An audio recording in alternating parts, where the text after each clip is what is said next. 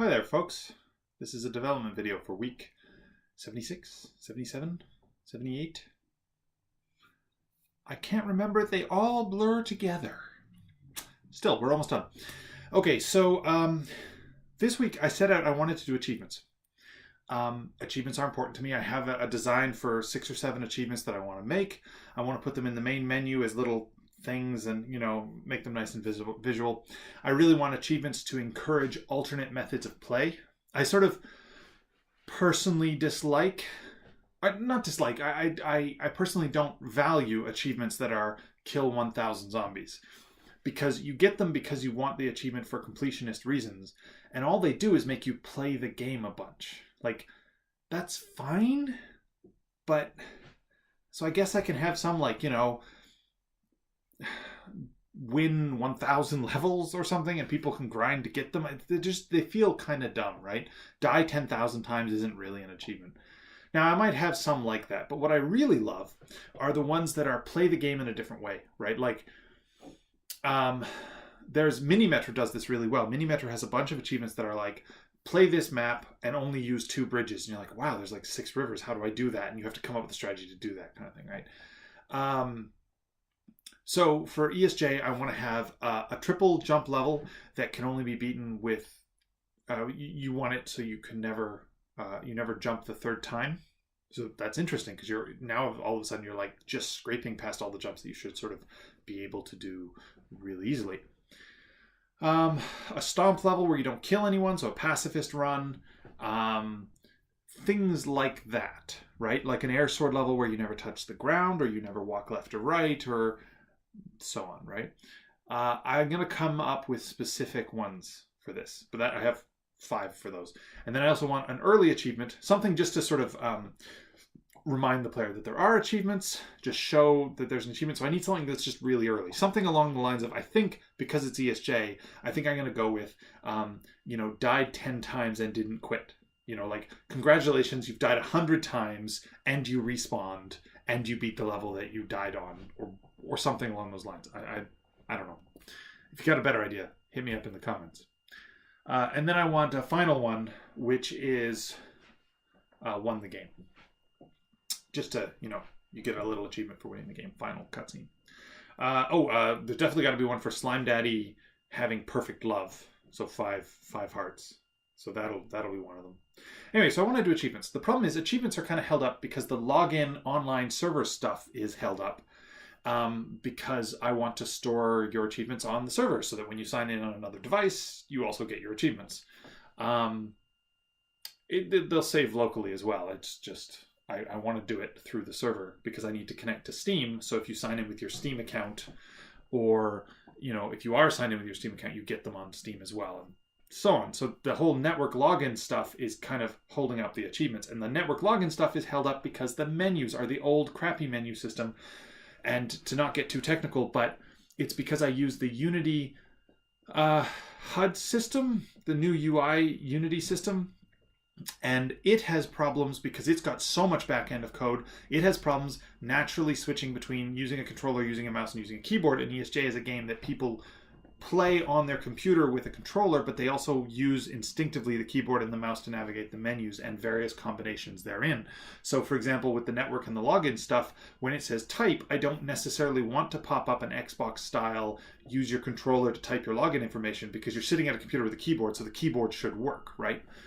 So the Unity built-in UI system stuff, it's possible to switch between multiple control schemes, but the way they do it is not actually designed for it. So it's perfect. It's super easy to do if you're making a game like my last game, which was Hairy Little Buggers, because it was all menu keyboard. And, that's fine. Mouse and keyboard, it's designed to work for it. Controller is much more of a pain.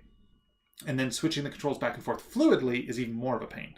And so that's fine. The way to do that is just to write a menu system for that. And I've already done that. That's what the network menu is. So basically, all the achievement stuff is bottled up behind I have to fix the menus and arrive at final menus. Now, I also want to fix the first-person shooter. And the first-person shooter is bottled up behind setting your controls because there's custom controls for the first-person shooter that are different from a platformer, because of course they are. And the setting the controls menu, I don't want to work on the current controls menu because it's going to be redone to do the menu. So that's also bottlenecked behind the menus. you're starting to see where this is going. Pretty much I got to do the menus pretty soon because other shit is bottlenecked behind it. So I spent the day doing the menus in a separate little branch so that if I fuck up, I can. It's more that the menus are really boring. No one really cares about the menus. No one's going to download a 300 megabyte file just to see Michael's new menus. Like, who cares, right? You want them to work. They're like a butler. A really good butler, you don't notice they're there. You only notice when they're not there, when you need them and they're not there. The butler. God, why is that my example? Have I been watching too much Downton Abbey or something?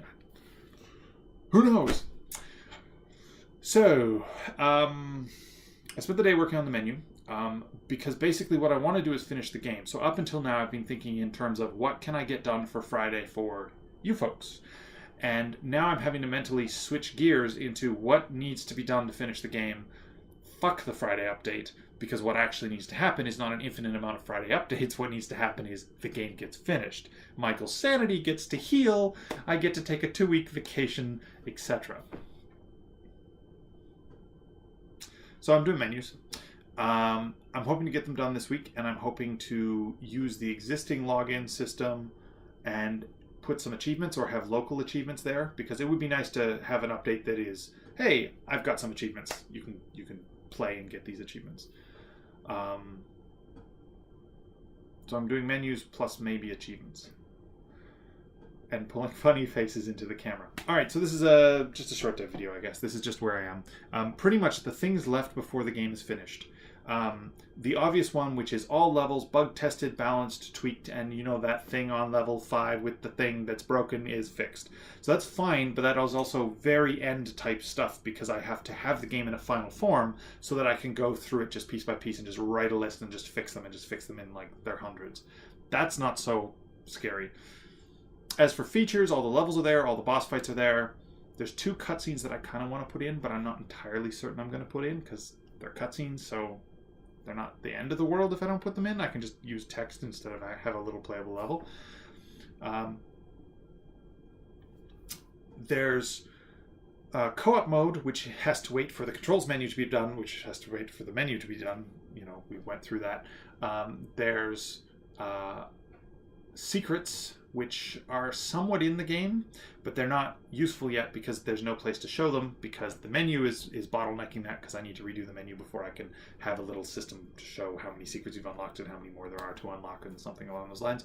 The shop and the coins, you can see where this is going. I need the menu redone to be for it to be worth it, me making another menu of a shop system and unlocking a bunch of stuff, because one of the things you're gonna be able to buy with coins is like better trails in the game, and you're gonna be able to select that, and that's going to need a menu, and the shop itself is going to need a menu, and another thing you're going to be able to unlock is just like menu music, better menu music, and unlock them from secret little hidden recordings that are music notes that are going to be floating, and all that's easy to put in, but I can't hook up a whole system that upgrades a menu that I'm about to tear out, because that's basically me spending a week to do nothing. So menus, because all that isn't actually that much work, but they're all bottlenecked behind the menus. So I can do menus plus something interesting for this Friday, but I do beg your forgiveness if I do get to Friday and I have nothing. It's because I worked hard doing menus, and it's not that interesting, but it has to be done. All right, thanks as always, folks, for supporting me. Thanks to the new $50 patron, the new producer. Come join us in Discord if you see this, because we hang out in Discord and it's fun. And as always, thanks for everybody for supporting the development of this game. I will see you on Friday with hopefully a cool update.